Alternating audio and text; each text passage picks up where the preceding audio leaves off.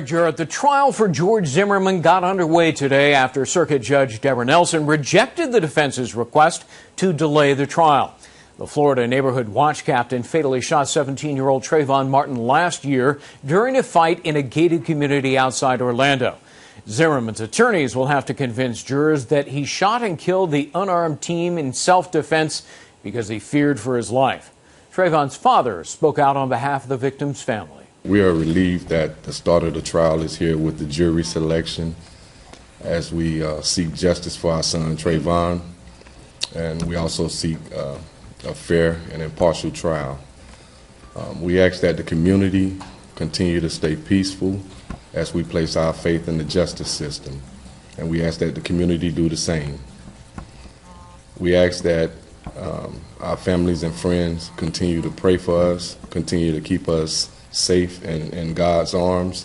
We ask that you continue to pray for Trayvon and our family. Thank you. George Zimmerman's brother also addressed the media.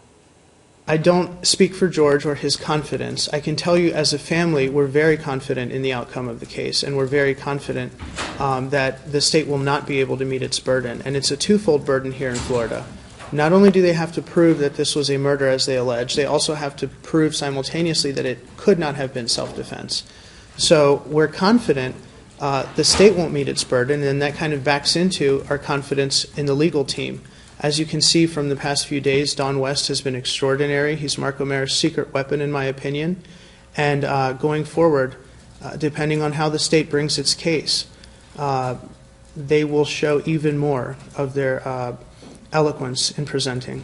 Prosecutors and defense attorneys are looking for 6 objective members and 4 alternates to serve in this case. Prospective jurors were brought inside the courtroom and attorneys from both sides began questioning them. So the bottom line is you're like a blank slate. Yeah. You're just going to listen to the evidence and make your decision on what actually happens in this courtroom if you're picked as a juror, obviously. Yes. And rely on the evidence that comes out of the courtroom and the law that Judge Nelson will give to you. And obviously, use your God-given common sense, too. Yes. Can you do all that? Yes, I can. Okay. When you come into the courtroom, you bring everything with you from your life experience and your common sense, and then you bring in stuff that you found out about this case, even minor stuff, like a picture of Trayvon Martin. And you may have seen pictures of George Zimmerman. My concern is that we talk about what you have, what you saw, so that we can get it out now. Because the worst thing that could happen is what Mr. Delarianda asked you earlier. The worst thing is for you to remember something that we haven't talked about here today, back when you're a juror, and that impacts on how you view the case. Jury selection expected to last at least through the week, maybe longer. The February 26, 2012 shooting in Central Florida sparked a fierce national debate about gun control, equal justice, and race. We'll have continuing coverage of the trial right here at foxnews.com/Zimmerman. In New York, I'm Gregg Jarrett, Fox News.